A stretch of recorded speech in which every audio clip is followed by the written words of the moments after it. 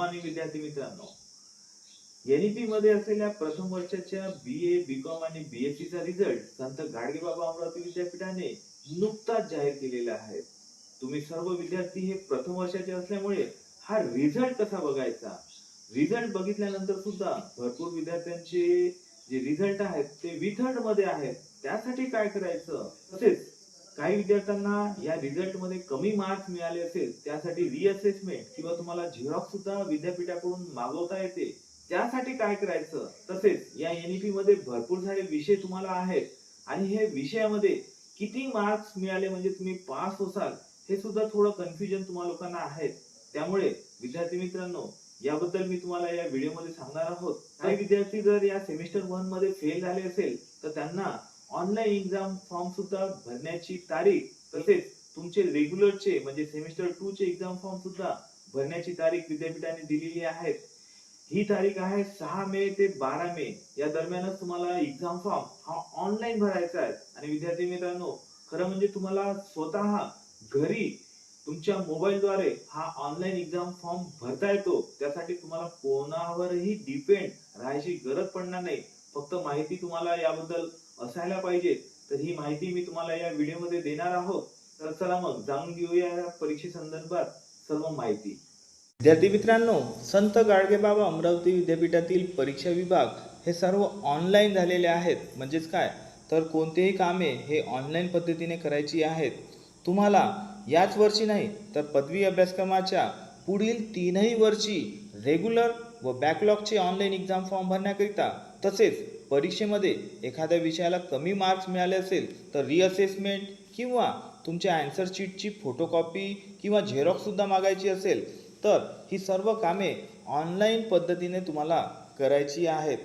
त्यासाठी विद्यापीठाने enrolment form भरताना तुमचा एक युनिक म्हणजेच प्रत्येक विद्यार्थ्याचा एक युनिक युजर आय डी आणि पासवर्ड हा बनविलेला आहे.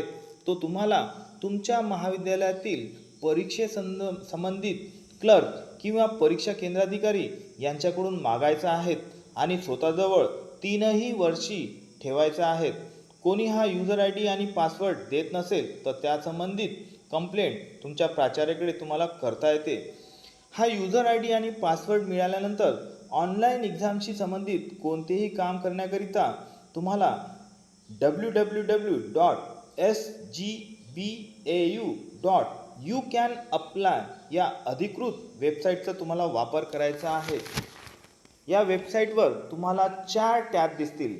त्यापैकी स्टुडंट लॉगिंग व रिझल्ट हे 2 टॅब विद्यार्थ्यांसाठी आहेत. तुमचा चालू वर्षाचा किंवा मागील कोणत्याही वर्षाचा कोणत्याही सेमिस्टरचा ऑनलाईन रिझल्ट बघण्याकरिता रिझल्ट या टॅबचा तुम्हाला वापर करायचा आहे. यावर क्लिक केल्यानंतर तुम्ही दिलेले परीक्षेचे वर्ष, course type, UG, PG course, BA, BCom, BSc जे असेल ते, नंतर रिझल्ट टाईप म्हणजेच रेग्युलर की बॅकचा रिझल्ट, त्यानंतर अचूक रोल नंबर व सेमिस्टर ही अचूक माहिती तुम्हाला भरल्यानंतर तुमचा ऑनलाईन रिझल्ट डिक्लेअर झालेला तुम्हाला दिसेल. जर एखाद्या विद्यार्थ्याला रिझल्ट W/T असे दिसत असेल तर समजायचे की तुमचा रिझल्ट कोणत्या तरी त्रुटीमुळे किंवा कारणामुळे विद्यापीठाने रोखून ठेवलेला आहे आणि डिक्लेअर केलेला नाही. त्याला रिझल्ट विथहेल्ड म्हणतात. जर तुमचा रिझल्ट ओपन झाला असेल तर तुम्हाला प्रत्येक विषयाला असलेले theory exam, internal assessment, practical एक्झामचे फुल मार्क्स आणि तुम्ही स्कोअर केलेले मार्क्स तुम्हाला यामध्ये दिसेल. NEP मध्ये प्रत्येक विषयाला असलेले क्रेडिट आणि मिळालेल्या मार्क्सचे कन्व्हर्शन ग्रेडमध्ये झालेले तुम्हाला दिसेल. प्रत्येक विषयाच्या समोर XMF असे असेल तर याचा अर्थ या विषयाच्या परीक्षेमध्ये तुम्हाला फुल एक्झाम्शन म्हणजेच त्या विषयाची परीक्षा परत देण्यापासून तुम्हाला सूट मिळालेली आहे. म्हणजेच काय, तर त्या विषयामध्ये तुम्ही पास झालेला आहात. जर XMI दिसत असेल तर समजायचे की तुम्ही फक्त इंटरनल असेसमेंटमध्ये तुम्हाला एक्झाम्शन मिळालेले आहेत म्हणजेच पास झालेले आहात आणि थेअरी एक्झाममध्ये तुम्ही फेल झालेले आहात.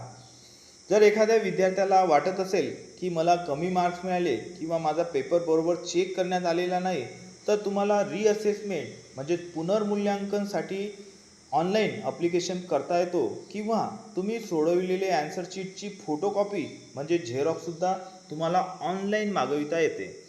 या सर्व कामाकरिता तसेच रेग्युलर किंवा बॅकलॉगचा ऑनलाईन एक्झाम फॉर्म तुम्हाला भरायचा असेल तर महाविद्यालयातून मिळालेला युजर आय डी आणि पासवर्ड तुम्हाला स्टुडंट लॉगिंग या टॅबवर टाकायचा आहे. स्टुडंट लॉगिंग या टॅबचा वापर केल्यानंतर रेग्युलर एक्झाम फॉर्म तुम्हाला दिसेल. रेग्युलर एक्झाम फॉर्म भरण्याकरिता exam form for regular student याचा वापर करावा. यावर क्लिक केल्यावर तुम्हाला नव्याने फॉर्ममध्ये माहिती भरायची आहे किंवा ऑलरेडी मागच्या सेमिस्टरमध्ये तुम्ही माहिती भरली असेल तर याला एडिटसुद्धा करता येते. नंतर आय कन्फर्म किंवा सेव्ह करून ऑनलाईन पेमेंट ऑनलाईन UPI किंवा नेट बँकिंगद्वारे तुम्हाला करता येतो. मित्रांनो, जर तुम्ही या ऑनलाईन पद्धतीचा वापर केला तर तुम्हाला कोणावरही डिपेंड राहायची गरज पडणार नाही आणि सर्व कामे तुम्हाला ऑनलाईनच सोप्या पद्धतीने एका क्लिकवर करता येईल. विद्यार्थी मित्रांनो, जर तुम्हाला हा व्हिडिओ आवडला असेल तर प्लीज तुमच्या मित्रांना सुद्धा हा व्हिडिओ शेअर करा, जेणेकरून त्यांना सुद्धा या परीक्षेसंदर्भात आणि एक्झाम फॉर्म बद्दल आणि ऑनलाईन एक्झाम फॉर्म बद्दल माहिती होईल. धन्यवाद.